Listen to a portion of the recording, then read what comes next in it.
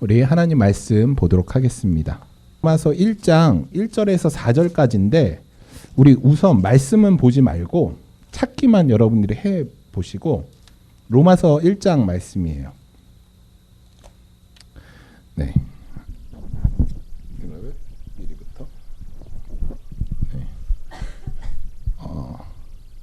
우리가 누가복음을 살펴보고 있잖아요. 누가복음을 우리가 살펴보고 있는데 사복음서가 있죠. 사복음서. 마태복음, 마가복음, 누가복음, 요한복음. 우리 끝에 복음이라는 단어를 쓰죠. 그래서 뭐 마가복음이다, 마태복음이다, 누가복음이다 이렇게 복음이라는 걸 쓰죠. 이제 제가 로마서 하면서 여러분들께 이제 많이 말씀드린 건데 요즘에 사람들한테 복음이 뭐냐 또 예수님을 이 복음에 대해서 얘기해봐라 그러면 이 복음에 대해서 말을 똑바로 못한다는 분들이 많더라고요. 하지만 저는 믿습니다. 여러분들이 복음에 대해서 설명할 수 있을 거라는 확신을 갖고 있어요. 한번 해볼까요? 한 명만 걸리면 다 눈 깔지 말고 복음이 뭘까요? 복음. 네. 복음을 설명할 수 있는 분. 간단하게. Please? 딩동댕. 맞아요. 정말 맞아요. 오늘 제가 이거 얘기하려고 해요. 그거가 근데 우리 지영자매가 그렇게 정답을 말했잖아요. 근데 우리는 이것을 성경 안에서 근거로 제시해야 돼요. 누군가한테 예수님을 믿지 않는 사람한테 야 예수님 복음은 예수님이야. 근데 복음이 예수님이라는 게 성경에 어디 있냐는 거죠. 그리고 우리가 그것에 대해서 어떤 근거를 들어서 복음은 예수님이다라고 말하겠느냐라는 거죠. 오늘 그거 보려고 해요. 왜냐하면 우리가 누가복음을 살펴보는데 누가가 말하는 복음이에요. 누가가 말하는 복음. 그러니까 이 복음이 어떤 거냐 이것에 대한 우리가 짧은 이해를 갖고 우리가 가면 좋을 것 같아요. 사실은 이 복음은 이 로마 당시에 아무한테나 쓰이지 않았어요. 이 복음은 언제 쓰였냐면 황제가 태어났을 때. 황제가 태어났을 때만 쓸 수 있어요. 또 황제가 전쟁에서 승리했을 때. 그리고 황제의 자녀가 태어났을 때. 차기 황태자가 태어났을 때. 이럴 때만 복음이다 썼어요. 이 외에 복음이다라는 것을 쓰면 뭐라고 얘기하냐면 반역이다 얘기했어요. 어떻게 황제 외에 그 기쁜 소식을 말할 수 있겠느냐. 반역이다. 근데 그래서 이 당시 사람들은 실제로 이 복음이라는 단어를 이 셋 황제가 승리했을 때 태어났을 때 황제가 그거 즉위했을 때 이 셋 안에 복음이라는 걸 썼는데 사도 바울이 얘기하는 거예요. 야 세상은 그것을 복음이라고 얘기하지만 나는 그거 복음 아니야. 내가 말하는 복음은 이거야 라고 오늘 로마서 1장 1절에서 4절에 이야기하고 있어요. 한번 보실까요? 이제 여러분이 다 줄을 쳤을 거예요. 그렇죠? 성경 있는 분들은 줄 왜냐면 제가 다 치라 그랬으니까 예전부터. 한번 읽어볼까요? 1절만 제가 먼저 읽을게요. 예수 그리스도의 종 바울은 사도로 부르심을 받아 하나님의 복음을 위하여 택정함을 입었으니 2절이에요. 우리 지영자매가 한번 2절 읽어보실래요? 앞에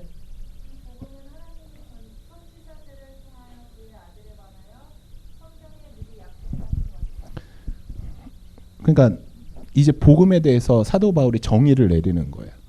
세상 사람들은 황제에 관련돼서만 복음을 썼는데 아니 이제 나한텐 그게 복음이 아니야 하고 이 복음은 이제 결정을 내는 거죠. 이 복음에 대한 정의를 내는 거예요. 근데 이 복음에 대해서 지영자매가 읽은 처럼 하나님이 선지자를 통하여 그의 아들에 관한 성경에 미리 약속하신 것이라. 그리고 3절 우리 다 같이 읽어볼까요? 그의 아들에 관하여 말하면 육신으로는 다윗의 혈통에 나셨고 4절 성결의 영으로는 죽은 자들 가운데서 부활하사 능력으로 하나님의 아들로 선포되었으니 곧 우리 주 예수 그리스도시니라. 여러분 여기서 이 복음은 하고 괄호 열고 그리고 선포됐으니 가로 닫고 4절에 선포됐으니 괄호 닫고 이거는 제가 괄호친 부분은 꼭 필요한 부분이지만 빼도 돼요. 그러니까 수식어예요. 수식어. 문장에서 수식하는 거예요. 그러면 제가 가로친 부분만 빼고 한번 읽어보시겠어요?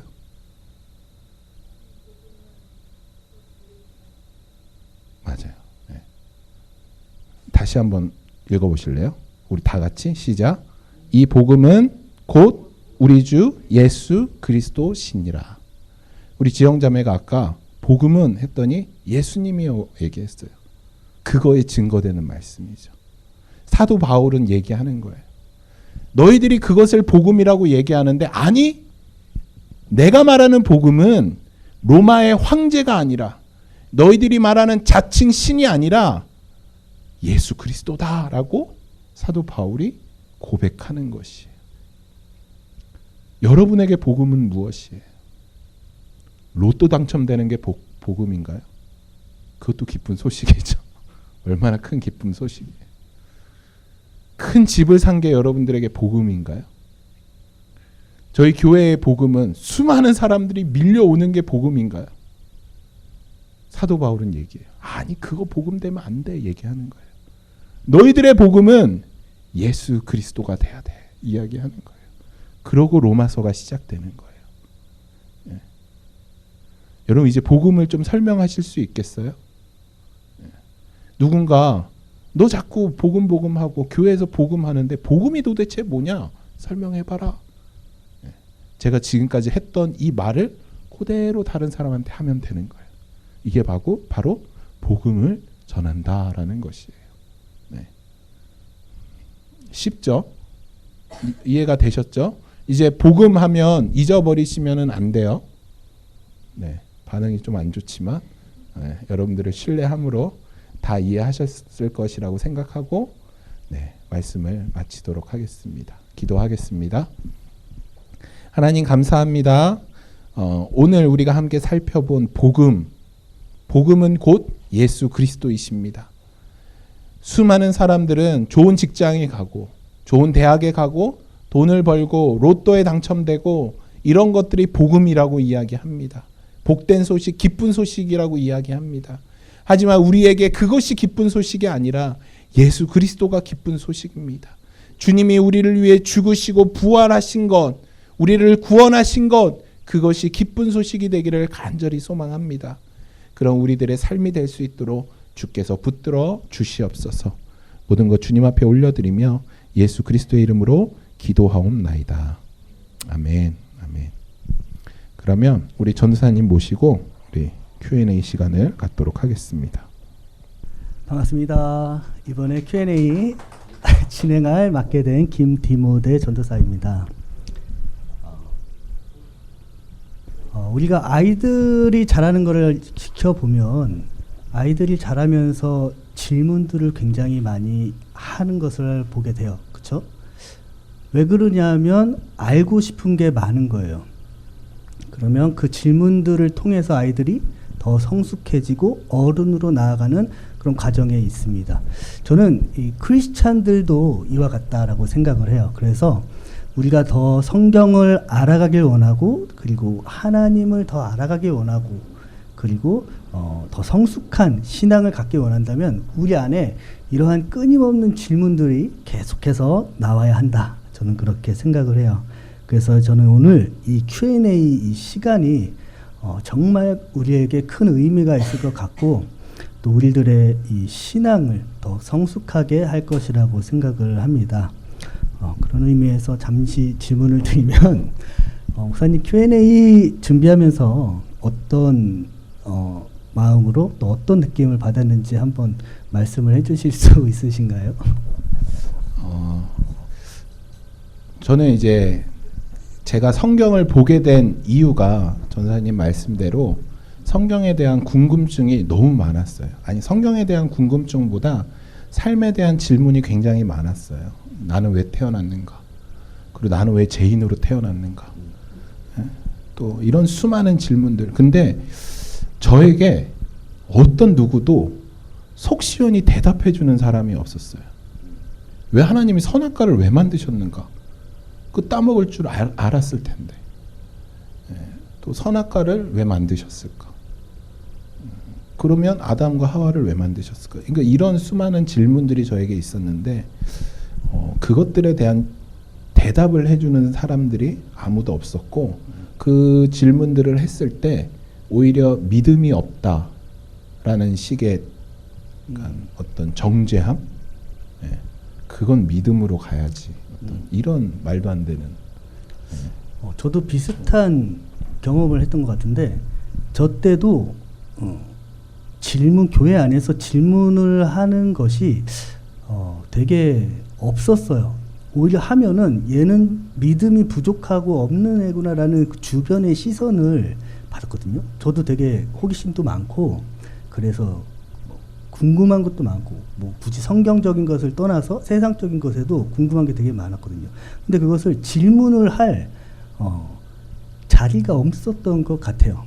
근데 요새 많이 추세가 좀 바뀌는 그런 경향이 있는 것 같은데 우리 교회도 그렇고 이제 시작하고 있고 매직교회 아까 언급하신 것처럼 매직교회도 그렇고 이러한 질문을 하는 이런 시간이 많으면은 저는 우리가 궁금했던 것들을 이 자리를 빌어서 질문하고 답하면은 참 좋을 것 같다라는 생각을 하게 됩니다. 그래서 이번에 저희가 좀 미숙하지만 첫 시간인데 편안한 분위기에서 진행을 했으면 좋겠어요. 그래서 우리가 질문을 답을 하고 하지만은 그 가운데 궁금한 게 또 생길 수 있잖아요.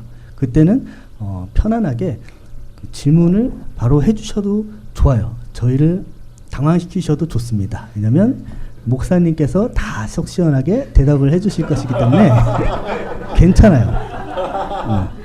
그래서 자, 첫 번째 질문을 그러면 들어가 보도록 할게요. 저희가 우선은 익명을 보장한다고 했기 때문에 익명을 보장하기 위해서 물론 다 아시지만은 그래도 익명을 보장하기 위해서 조금 그 질문의 내용을 그 중요한 포인트만 이렇게 해서 간추렸습니다. 이 점 양해를 좀 부탁드립니다. 첫 번째 질문을 목사님께 드리겠습니다. 제가 믿음을 가지게 된 것은 하나님의 은혜였습니다. 그런데 제 어머니나 남편도 어렸을 때부터 모태신앙을 가졌지만 아직 예수님을 믿지 않습니다. 그것을 볼 때 느끼는 것은 어머니와 남편이 하나님께 선택을 받지 못한 것인가 라는 생각이 듭니다. 정말 하나님께 선택을 받지 못한 것인가요? 자. 네. 사실 이 질문은 참 대답하기가 좀 조심스러운 것 같아요. 그렇습니다. 내가 봤을 때 저 사람에게 아무리 복음을 전하고 하나님을 얘기해도 저 사람이 듣지 않는 건 저 사람이 하나님의 선택을 받지 못한 것인가. 또 그런 의미로 보면 나는 선택받았다라는 어떤 또 그런 게 있는 거죠. 자기는 나는 선택받았다라고 생각하지만 다른 사람은 선택받지 못한 것 같아. 저는 그렇게 생각하는 것이 아니라 성경은 그렇게 이야기를 하죠. 하나님이 한 번 선택하신 사람은 그 사람을 놓지 않는다. 이제 그렇게 성경은 말씀하고 있어요. 하나님이 한 번 구원하기로 작정하고 구원받은 사람은 그것을 놓지 않으셔요. 하나님 앞에 선택을 받았다 안 받았다는 내 기준에서 이야기하는 것이 아니죠. 나도 선택받았다 받지 않았다라는 것을 믿음으로는 고백할 수 있지만 이게 성경의 마태복음 7장을 보면 자기가 선택받았다라는 확신으로 산 사람이 하나님 앞에 가요. 예수님 앞에. 그래서 예수님 앞에 얘기를 하죠. 예수님, 저는 선택받았죠. 제가 예수님의 이름으로 많은 일을 했잖아요. 병자도 고치고 가르치기도 하고 이 수많은 일들을 했잖아요. 예수님, 저 아시죠? 저 선택하셨죠? 이야기를 해요. 아주 당당하게. 그 사람의 그 대답에는 어떤 의도가 있었냐면, 나는 좀 선택은 넘어서서 칭찬받겠지 하고 예수님 앞에 어깨 피고 당당하게 얘기했을 것 같아요. 그때 예수님이 뭐라고 말씀하시냐면, 내가 너를 도무지 알지 못한다 얘기해요. 선택하지 않았다라는 거죠. 여러분, 그것은 우리 입장에서 말할 수 있는 게 아니에요. 내가 볼 때 저 사람이 선택 안 받은 것 같아? 여러분, 그거는 교만이에요. 내가 볼 때 안 받은 것 같지만 다른 사람이 그 사람을 볼 때도 쟤 안 받은 것 같아 얘기할 수 있어요. 제가 우리 경우 형제를 보고 우리 경우 형제는 선택 안 받은 것 같아 얘기할 수 있지만, 경우 형제도 저를 보면서 저 목사님은 선택 안 받은 것 같아 생각할 수 있다는 거죠. 그건 우리의 관점이에요. 하나님의 관점은 달라요. 우리가 함부로 판단할 수 있다, 그것이 아닌 거죠. 그러면 목사님, 우리가 선택을 받다 받지 않았다 그런 생각을 할 수는 있잖아요. 할 그렇죠. 수도 있는데 그런 생각을 한다 할 때는 잘못된 건가요? 어떻게? 아니죠. 우리가 신앙생활을 하는 것은 무엇이냐면 믿음인 거예요. 믿음은 무엇이냐면, 우리가 오해할 수 있어요. 처음부터 우리의 믿음이 완성됐다라고 생각할 수 있어요. 하지만 믿음과 우리가 동등되게 살펴볼 수 있는 것은 성령 충만함이에요. 우리가 흔히 오해하는 것 중에 성령 충만하다 그러면, 옛날에 뭐 했냐면 한 2박 3일 기도 빡세게 하면 성령 충만하다 그랬어요. 그래서 어떤 말도 했냐면 2박 3일 막 열심히 기도하고, 야, 내 얼굴 수건으로 가려야 돼 막 이랬어요. 왜냐면 막 광채가 날까 봐. 예. 그러고 성령 충만하다라고 생각했어요. 근데 여러분, 그런 거가 성령 충만한 것은 아니에요. 갈라디아서 5장을 보면 성령의 열매가 나와요. 우리가 얘기하죠. 예수님 믿으면 성령의 열매가 나타나야 된다. 근데 성경은 우리가 성령의 열매가를 맺어라 그렇게 이야기하잖아요. 처음에 5장 16절인가부터 시작을 할 거예요. 제가 기억하기에. 아닐 수도 있고. 하여튼 5장 16절부터 어떻게 시작을 하냐면, 성령의 열매 바로 윗구절 5장 16절은 너희가 성령을 따라 행하라 라고 나와 있어요. 성령을 따라 행하는 것은 어떤 것이냐면, 우리가 매일의 삶 가운데 실패할 수 있어요. 부딪힐 수 있어요. 낭망되고 죄 지을 수 있어요. 그러면서 끊임없이 성령을 따르는 삶을 쫓아가는 거예요. 실패했을 때 또 일어나고. 그렇게 될 때 어떻게 되냐면, 우리가 우리의 믿음이 쌓이게 되는 거예요. 저는 그래서 이 믿음이 성령 충만함과 같은 용어다라고 생각을 해요. 그렇게 본다면 내가 선택받았다라고 생각하는 것이 잘못인가? 맞는 거죠. 내가 선택받았다라고 생각을 하면서 우리가 그 믿음의 분량을 소망하면서 살아야 되는 거죠. 예. 그거는 옳은 생각인 거죠. 저도 한때는 그런 생각을 많이 했어요. 한창 신학교 초창기 때는 되게 마음이 뜨겁고 열정적이라서 교회 안에서 조금 제가 봤을 때 이것은 불의한 일이다라는 것을 봤을 때 즉각적으로 저는 아닙니다 이렇게 외치고 막 반대하고 했었거든요. 그때 저는 어떤 틀이 있었냐면 신학교 다니고 있는데 신학교에 들어오는 이제 신입생들 OT 시간이 있었는데 신입생들이 비전을 물어볼 때가 있었어요. 왜 신학교에 오게 됐습니까? 라고. 그때 이제 신입생들 대부분이 성적이 안 돼서 왔어요. 아니면 지금 신학교에 왔지만 이제부터 알아가려고 합니다. 이런 대답들을 하는 것을 봤을 때 화가 났어요. 그러면서 저 사람들은 쟤네들은 목회하면 안 돼. 저 사람들이 목사님이 됐기 때문에 많은 목사들이 욕을 먹는 것이고 또 우리 교회가 욕을 먹는 것이 그렇게 생각을 했다가 이 틀이 깨진 계기가 있는데 언제 깨졌냐면 제가 어떤 제목은 기억이 나지 않는데 책을 통해서 깨졌어요. 이 책을 쓰신 목사님이 목회를 하신 지 몇 년이 되셨는데도 아직 하나님을 한 번도 만나지 못했다라고 쓰셨어요. 시골에서 목회를 하고 계셨는데 담배도 끊지 못하고 계속 몰래 피고 계셨는데 새벽 예배 인도하시기 전에 논에서 담배를 이렇게 피고 계셨던 거를 권사님이 나오시다가 본 거예요. 그래서 그날은 새벽 예배 인도가 안 되고 도저히 인도할 수가 없어서 오늘은 기도만 합시다 하고 기도를 시켰대요. 자꾸 신경 쓰이잖아요. 이 권사님은 또 맨 앞에 항상 앉으신대요. 그래서 신경이 쓰여서 무슨 기도를 하시나 이렇게 귀 기울여 들어봤더니 그 권사님 이런 기도를 하셨대요. 우리 목사님이 담배 피는 거 제가 본 것을 알았나 봅니다. 주님, 우리 목사님 마음이 무겁지 않게 해주세요. 이런 기도를 했다라는 거예요. 그 기도 때문에 이 목사님이 그 자리에서 무너지고 눈물을 흘리고 회개하고 하나님을 만나는데 그때부터 하나님이 쓰시는 것들을 그 책을 통해서 봤어요. 그래서 하나님이 지금의 상황을 놓고 아직 내가 하나님을 만나지 못했다고 하더라도 아직 선택을 받았나 받지 않았나를 우리가 말하기에는 조금 이르다. 저는 그렇게 생각을 합니다. 제가 전사님 말에 이어서 조금 여러분들에게 말씀드리고 싶은 건 어떤 게 있냐면 많은 그리스도인들이 우리가 그리스도인이잖아요. 그러면 자꾸 이렇게 선과 악 이런 걸 자꾸 구분해서 봐요. 그래서 예를 들어 저도 그랬거든요. 이렇게 막 예를 들어 막 담배를 피고 저도 신학교 1학년 때까지 다 했는데 신학교 때 이제 친구들을 꼬셔서 술을 먹였어요.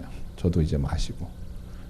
지금 생각하면 그때 막 음주운전도 하고 다니고 그랬어요. 술 마시고 운전하고 다니고.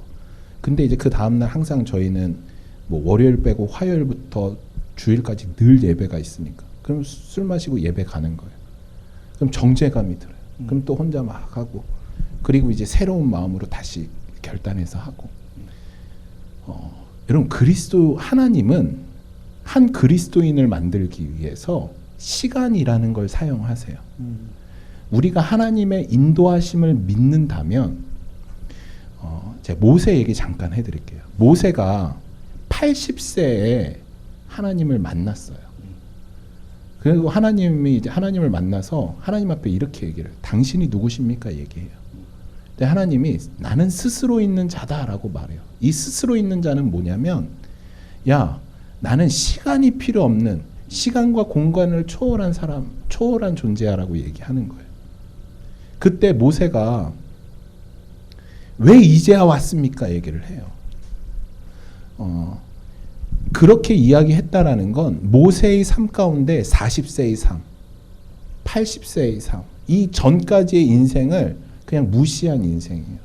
그런데 하나님이 말씀하시는 건 뭐냐면 모세야, 네가 그 40세에 실패했을 때, 네가 그 강가에서 버려졌을 때 그 모든 시간을 나는 너와 함께 했어. 이 말이 뭐냐면 하나님이 그를 이스라엘의 지도자로 그 시간을 통해서 만드신 거예요. 그리고 비로소 때가 찼을 때 하나님이 그를 부르신 거예요. 그러니까 이 시간이 허비되는 시간이 아니에요. 없어져도 되는 시간이 아니에요. 예를 들어서 한 사람이 우리가 보는데 저 사람 예수님 믿으면 좋겠는데 근데 예수님을 계속 안 믿어요. 그 예수님 안 믿고 있는 시간이 허비되는 시간, 없어지는 시간이 아니에요. 하나님이 그 사람을 만들어가는 시간이에요. 우리가 그 시간의 차원이라는 걸 봤을 때 우리 인생에서 허비되는 시간은 아무것도 없어요. 심지어 내가 죄를 짓는 가운데도. 내가 죄를 짓는 가운데서도 하나님은 그 시간을 통해서 우리가 성장하기를 원하세요. 그래서 우리 그리스도인들에게 그리스도의 삶 가운데 왜 하나님이 어렵게 하시느냐, 고난을 주시느냐, 우리 그리스도인은 성장을 해야 되니까. 구원에 이르러 가야 되니까.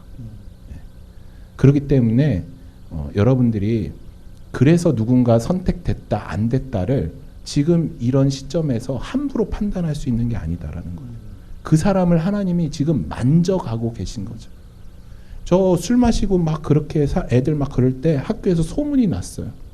그래서 선배들한테 끌려갔어요. 제가. 네가 진짜 너 자퇴하라고 저한테. 네가 진짜 그리고 제 동아리 예수전도단이라는 동아리에서도 나가라고. 간사님한테도 불려가고. 애들 자꾸 나쁜 영향 끼치지 말라고. 후배들도 찾아왔어요. 오빠는 진짜 하나님 안 믿는 것 같다. 그때 하나님이 저를 만드신 것 같아요. 네. 그러니까 여러분들에게 사람을 그렇게 함부로 판단해서도 또 나도 쉽게 좌절할 필요도 없다는 거죠. 하나님의 시간이 있다라는 것 같아요. 하나님의 시간이 있고 만약 그때 제가 목사님을 알았으면 저는 과감하게 목회할 사람이 아니라 내쫓으라고 말을 했을 건데 신학교 간도를 했던 거죠. 그때 제가 그렇게 판단을 했다면 지금 이렇게 되실지 누가 알았겠습니까? 네. 그래서 저도 아니 질문하신 분께 한 가지 또 생각나는 말은 그래도 아직 어머님하고 남편분이 신앙이 있는 이 질문자님 옆에 있다라는 것은 어쩌면 그분들을 위해서 내가 기도해야 되지 않나 하나님의 때를 위해서 그렇게 저는 생각이 드네요. 네. 자, 두 번째 질문으로 넘어가도록 하겠습니다. 두 번째 질문도 맥락상에서 봤을 때 좀 비슷한 것 같기는 해요. 주변에 모태 신앙인 친구들이 정말 많지만 20살이 넘고 교회를 대부분 가지 않습니다. 근데 저는 그것이 그 사람들의 게으름이 아니라 이 성령을 만나고 주님을 인격적으로 만나지 못한 것 같은데 그것은 우리의 노력으로 해낼 수가 없는 것이라고 생각합니다. 그럼 선택받은 사람들만 하나님의 나라에 갈 수 있는 것일까요? 그러니까 이것도 이제 우리 처음 질문이랑 이제 비슷한 거죠. 그러니까 선택받은 사람만 갈 수 있는 거죠. 선택받은 사람만 갈 수 있죠. 선택받지 않았는데 어떻게 갈 수 있겠어요?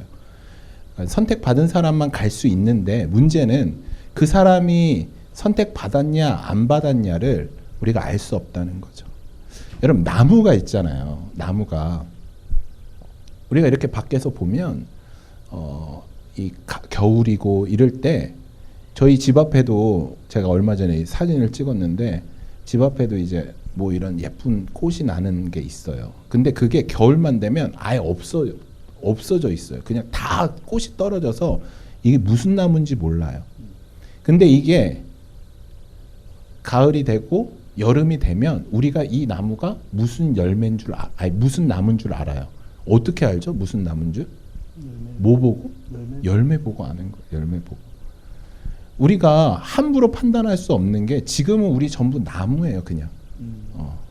열매가 없는 나무의 모습을 하고 있어요. 왜냐하면 이 땅 가운데서 우리가 열매 맺는 것은 우리가 하나님 나라에 가는 그날 열매 맺는 거예요. 그렇기 때문에 지금 우리가 어떤 나무인지 아무도 모르죠. 근데 어떤 나무인지 아무도 모르는데 저 나무는 사과나무야, 저 나무는 배나무야 할 수 없는 거죠. 네, 저는 그렇게 생각합니다. 맞아요. 저도 이것 어떻게 보면은 구원에 관한 질문이 아닐까 그런 생각을 하는데 주변에 모태 신앙인 친구들이 많고 20살이 넘고 교회를 대부분 가지 않습니다. 라는 말에서 아까 처음에 했던 말처럼 아직 하나님의 때가 그분들에게 있지 않을 수 있다라고 생각을 하고 그분들을 위해 기도해 주는 것이 좋을 것 같다라는 생각이 들어요. 그리고 선택받은 사람들만 저도 이제 목사님하고 얘기를 하면서 준비를 하면서 봤는데 마태복음 22장이 아마 이 부분에 대해서 저는 큰 해답이 되지 않을까. 마태복음 22장을 보면 어떤 한 왕이 임금이 자기 아들의 혼인 잔치를 위해서 초청장을 보내는 천국 비유가 나옵니다. 거기서 혼인 잔치에 초청장을 보내는데 종들을 통해서 보냈는데 초청을 받은 사람들이 다 각자의 자기 핑계를 대고 한 명도 오지 않아요. 오히려 심지어 그 초청을 전하러 간 그 종들을 죽이고 그러기까지 해요. 그래서 이 왕이 군대를 보내서 그 사람들을 진멸하고 그 동네까지도 진멸하고 나중에 이제 그 혼인잔치의 그 자리를 채우기 위해서 사거리로 가서 그 사거리에 있는 아무나 다 데려와요. 그때 이제 왕이 이렇게 둘러보다가 한 사람을 발견하는데 어떤 사람이냐면 예복을 입지 않은 사람을 발견합니다. 그 예복을 입지 않은 사람은 어떻게 됐을까요? 사지가 묶여서 어두운 데로 쫓겨나요. 저는 이 예수님이 말씀하신 이 비유를 통해서 이 예복을 입은 것, 이 예복을 입은 사람들이 선택을 받은 사람이 아닌가 그런 생각을 합니다. 성경에서는 분명히 그렇게 말씀을 하고 있고 우리의 입장에서는 억울할 수도 있지만 그건 우리의 생각이지만 성경에 말하고 있는 것은 선택을 받은 자가 하나님 나라에 간다라는 것이 맞는 것 같아요. 근데 만약에 이제 또 그런 질문이 있죠. 선택받은 사람만 가면 우리가 복음을 왜 전해야 됩니까? 복음을 왜 전하고 또 우리가 그건 너무 하나님 이기적인 거 아닙니까? 뭐 이런 얘기 할 수 있죠. 선택받지 않은 사람 너무 억울한 거 아닙니까? 그래서 이제 흔히 하는 얘기들이 이제 그래서 이단들이 나오는 거예요. 14만 4천 명만 선택받았다. 뭐 이런 이야기들이 나오는데 여러분 우리가 구원받았다, 선택받았다 이것은 우리의 관점이 아니에요. 우리가 판단할 수 있는 것이 아니고 우리가 선택받고 구원받은 것은 하나님 영역인 거예요. 그렇기 때문에 우리가 이 부분에 있어서 선택받은 사람한테 어떻게 뭐 우리가 선택받았는지 안 받았는지 모르니까 최선을 다해서 복음을 전하는 것이죠. 혹 선택받은 사람이 복음을 듣지 못했을 수도 있으니까. 근데 이제 그것을 우리가 하나님의 영역까지 우리가 고민하고 그 부분에 대해서 불만을 품는 것은 그래서 이제 제가 지난주 말씀한 거대로 너는 너의 구원에 신경 써라. 이제 이 말인 거죠. 월권인 거죠. 네. 어떻게 보면 그렇죠. 하나님이 하실 일을 한다. 혹시 이 부분에 대해서 나는 좀 생각이 다르다. 아니면 질문이 있습니다. 혹시 있으면 있나요? 없어요? 그러면은 제가 많이 들은 질문을 하나 목사님께 드리도록 할게요. 진짜 많이 들었어요. 이 질문은. 그러면 이 사람은 진짜 법 없어도 살 수 있어요. 있을 것 같아요. 정말 자기 재산을 팔아서 어려운 사람 도와주고 정말 자기를 위해서 사는 것이 아니라 정말 착하게 다른 사람을 도와주고 살고 누가 봐도 저 사람은 천국 가야지. 저 사람 천국 못 가면은 하나님 없는 거야 할 정도로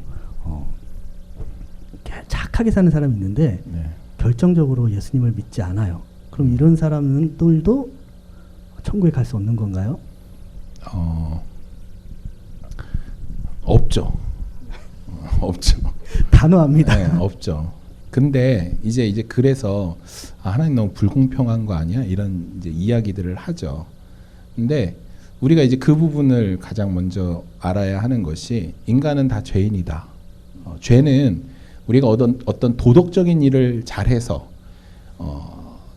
죄를 지고 안 지고 죄인이고 아니고가 아니라 기본적으로 아담의 원죄로부터 이어온 죄를 우리는 죄성이라는 걸 갖고 있기 때문에 인간은 가만히 있으면 자기만 아는 하나님을 떠나는 그렇기 때문에 하나님 예수님을 믿지 않으면 구원받지 못해. 아무리 도덕적으로 뛰어난 사람이라도 만약에 그 사람이 구원받는다면 우리도 도덕적으로 열심히 해서 구원을 받으면 되죠.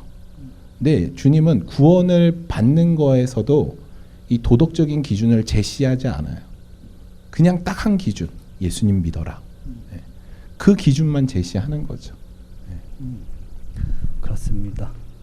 성경에 보면은 사도행전 4장 그걸 보면은 주 예수의 이름 외에는 구원받을 만한 다른 이름을 주지 않았다라고 명확하게 말씀을 하고 있고 성경을 안 읽은 사람은 저는 찾아보기가 오히려 힘들다고 생각을 해요. 그만큼 많은 사람들이 성경을 한 번쯤은 다 읽어봤겠지만 그 말씀을 봤음에도 불구하고 내 노력으로 구원을 이루기 위해서 열심히 하다가 천국에 가지 못한다고 했을 때 과연 핑계할 수 있을까?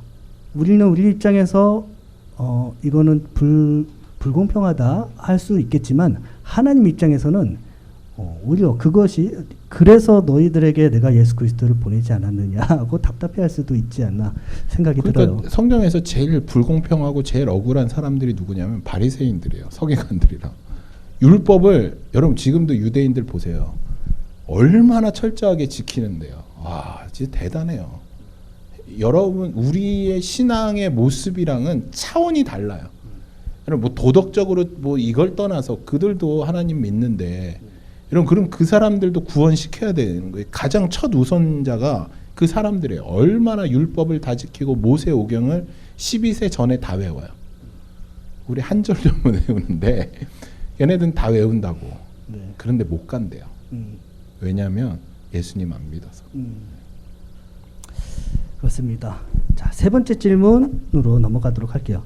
자, 세 번째 질문은 사도신경의 거룩한 공회와 성도가 서로 교통하는 것과 이 대목이 있어요. 그 대목을 보면서 세상에서 사람들을 만나고 가까워지는 것과 교회에서 사람들을 만나는 것이 어떤 차이가 있으며 왜 우리가 더 힘을 써야 하는 건가요? 또 그것이 만약 하나님이 기뻐하시는 일이라면 왜 기뻐하시는 건가요? 자, 이렇게 질문이 들어왔습니다. 이 질문은 요지는 교회에서의 교제가 왜 중요하냐, 그리고 세상 사람들과의 교제, 관계를 또 어떻게 해야 되는가, 또 그것도 중요한 거 아니냐, 어떤 이런 요지의 질문 같은데 저는 여러분들이 에베소서를 한번 정말 깊이 있게 한번 읽어보면 좋을 것 같아요. 제가 또 이 부흥회를 생각하는데 그때 에베소서 1장부터 6장까지 여러분들께 좀 깊이 있게 좀 다루면 좋겠다라는 생각이 있어요. 제가 제일 개인적으로 좋아하는 성경 중에 하나가 이제 에베소서인데, 에베소서를 보면 이제 교회론이 이제 나오거든요. 이제 교회에 대해서 두 가지를 얘기해요. 교회가 능력 있는 그 두 가지가 뭐냐면 바로 거룩함, 그리고 하나는 이제 하나됨이에요. 하나됨. 교회 안에서 예수님은 우리에게 무엇을 말씀하셨냐면, 사도 바울이 교회를 뭐라고 얘기했냐면 예수 그리스도의 몸이다 얘기했어요. 우리는 한 몸이래요. 몸. 그 한 몸에서 우리가 하나됨을 원하시는 거예요. 그런데 우리 교회가 보면 하나 되지 못해요. 왜 못하냐면, 왜 쟤는 저거 안 하지? 쟤는 왜 저거 안 되지? 나만 고생하는 것 같은데? 나만 일하는 것 같은데? 나만 수고하는 것 같은데? 왜 안 되지? 이런 일들이 있는 거죠. 사도신경의 성도가 서로 교통하는 것과 이 교통하는 것은 어떤 의미냐면, 우리가 한 몸이면 예수 그리스도의 머리고 우리는 예수님의 손이 될 수 있고 발이 될 수 있고 뭐 목이 될 수 있고 손가락이 될 수 있는 거예요. 그런데 여러분 저는 오른손잡이에요. 그래서 밥을 이제 잘 떠먹죠. 그래서 밥을 먹기 위해서 가장 중요한 밥을 먹기 위해서 사용되는 건 두 개죠. 손과 입이죠. 근데 이 손과 입이 이제 열심히 이제 밥을 넣어서 에너지를 하는데 손이 그래요. 야, 발, 넌 진짜 아무짝에 쓸모가 없다. 너는 네 몸이 그렇게 밥을 먹고 에너지를 해야 되는데 넌 뭐 하는 거냐고, 멀뚱히 그냥 바닥에서 쉬고 있냐? 손이 발한테 그래요. 그럼 발이 그래? 나 아무것도 안 해. 그러면 밖까지로 못 가요. 네, 밖까지로 못 가요. 성도가 서로 교통하는 건 뭐냐면 손이 발을 인정하는 거예요. 넌 너 자리에 있구나. 여러분 성도가 서로 교통하는 것이 뭐냐면 손이 귀를 인정하는 거예요. 교회가 한 몸이 되는 건 내가 상대방을 인정하는 거예요. 그게 성도의 하나됨이에요. 근데 하나 되기 위해선 무엇이 필요하냐면 꼭 필요한 게 교제예요. 현정 자매가 있는데 현정자매에 대해서 내가 아무것도 몰라. 그러면 현정자매를 인정할 수 없어요. 모르는데 어떻게 인정해요? 그렇기 때문에 성도가 서로 교제하는 것은 무엇이냐면 내가 상대방을 인정하기 위한 거예요. 용납하기 위함이에요. 받아들이기 위함이에요. 그렇게 됨으로 성도가 서로 박지희 사모님은 박지희 사모님 자리, 나는 내 자리. 이것을 서로가 인정하기 시작할 때 하나 되기 시작하는 거예요. 그렇기 때문에 교회는 끊임없이 교제하고 끊임없이 하나됨을 해야 돼요. 왜냐하면 계속 싸우잖아요. 인정이 안 돼. 그런데 나의 연약함을 하고 인정하기 시작하고 이 작업이 교회 안에서 끊임없이 일어나는 거예요. 그래서 교회 안에서 싸우는 거 좋아요. 괜찮아요. 그렇게 됨으로 서로 인정하기 시작하는 거예요. 그래서 교회가 수련회를 가고 그래서 우리가 그 땡볕에 나가서 고기를 구워 먹고 그렇게 하는 거예요. 이게 없으면 인정되지 않아요. 그러면 세상 사람들과 성도의 교제는 무엇이 주제해야 되는가?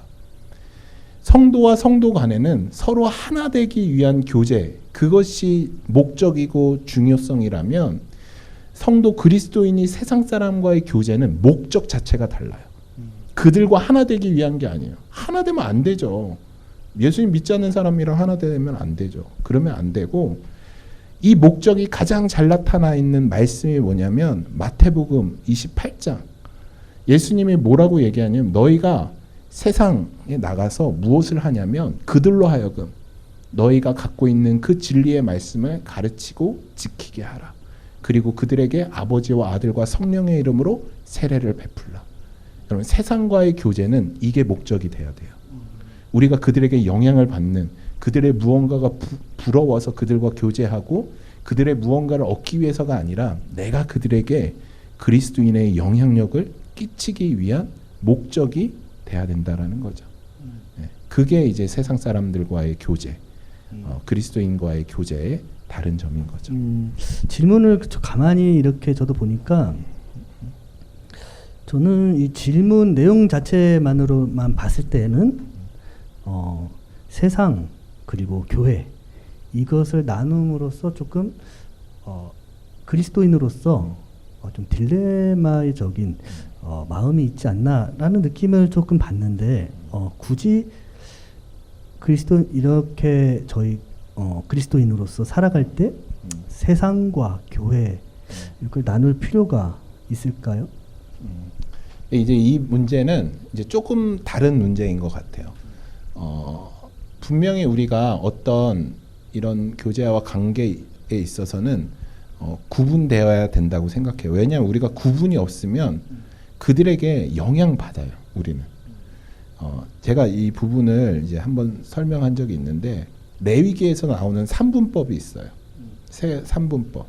우리는 이제 거룩과 부정만 생각하는데 중간에 뭐가 있냐면 정결이라는 게 있어요. 거룩, 정결, 부정이에요.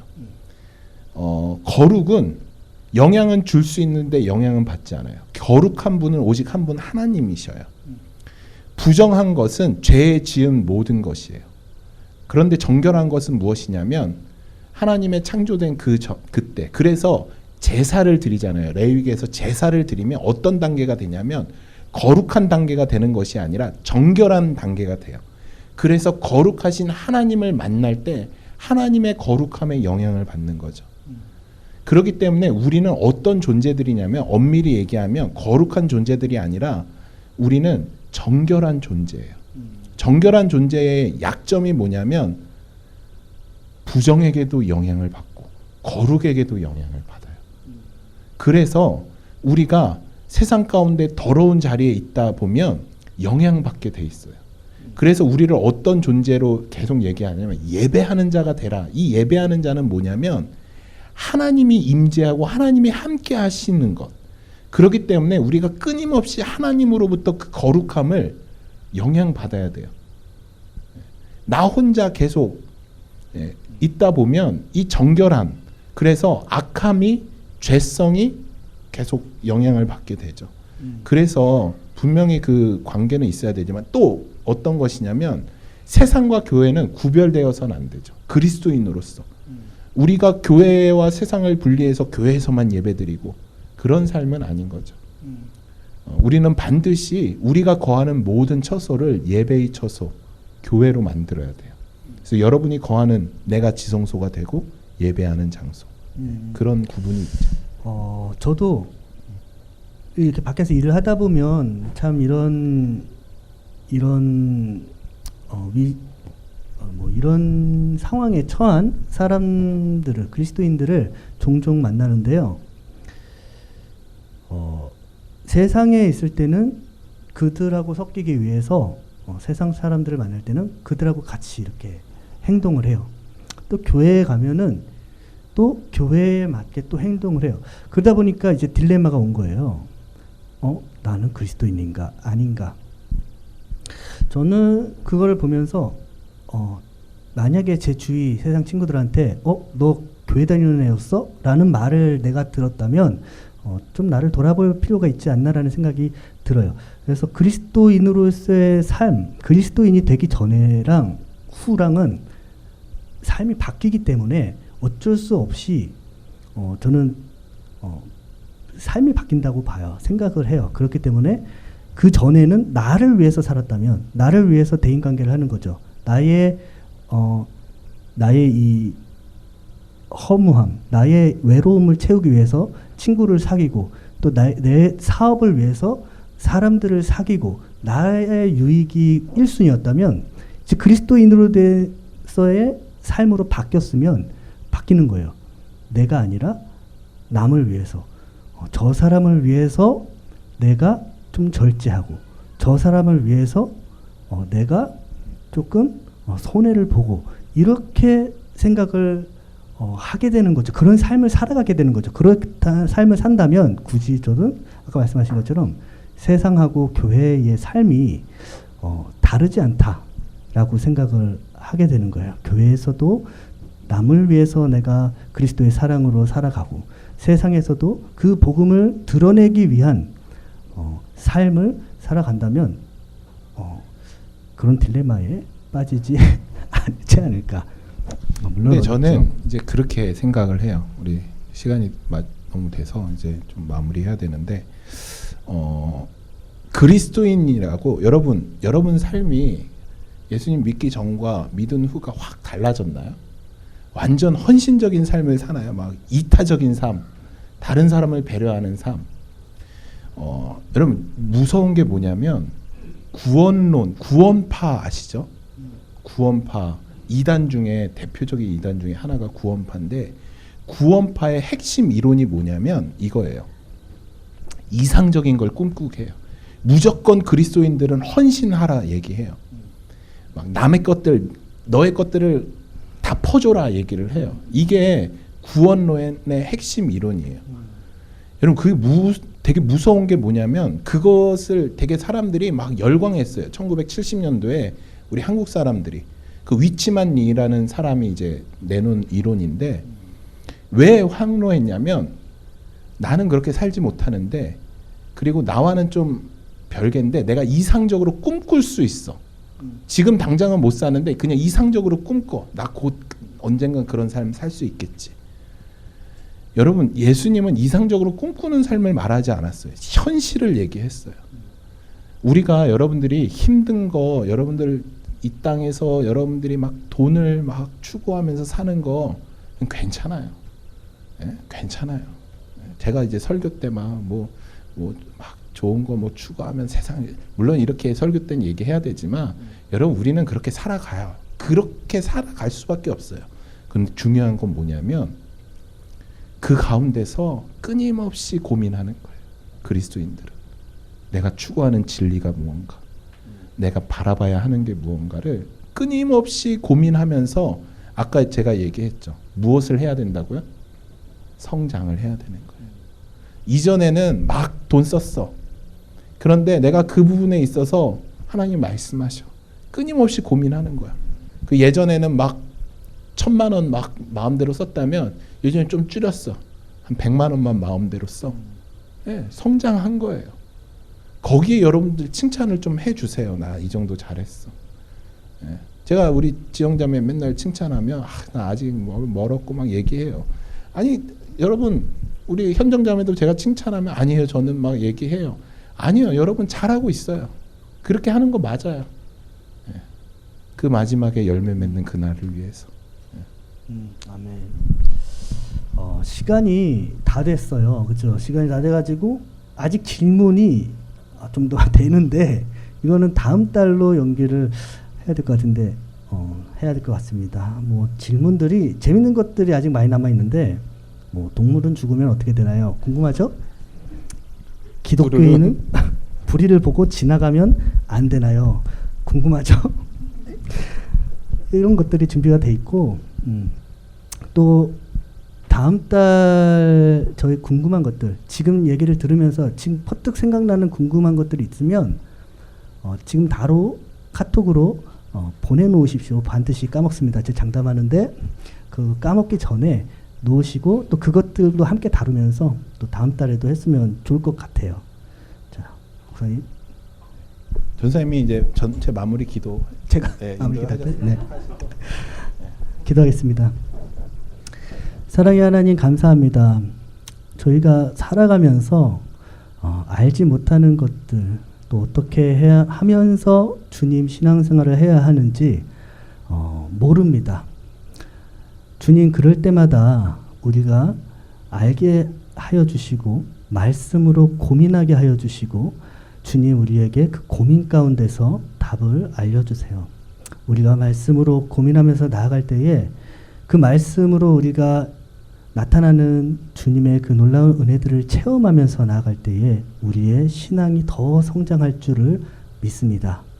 이 시간을 통해서 우리가 조금이라도 궁금해했던 것들 그런 것들이 조금 채워지는 시간이 되기를 원하고 앞으로도 우리가 더 많이 주님을 알아가기 위해서 노력하고 또 기도하고 또 성장해 나가는 저희들이 될 수 있도록 주님 함께하여 주시옵소서. 예수님의 이름으로 기도합니다. 아멘. 감사합니다. 네, 우리 수고해 주신 우리 디모데 전사님 감사드리고 감사합니다. 또 오늘 예배 가운데 영광 받으신 하나님 앞에 감사드립니다. 네, 우리 모든 예배를 마쳤고요. 하여튼 처음 시간인데 부족한 것도 여러 가지 좀 미흡한 것들 많았겠지만 함께 기도해 주시고 내년이 아니라 다음 달 마지막 주일에도 똑같은 시간을 갖도록 하겠습니다. 네, 감사합니다.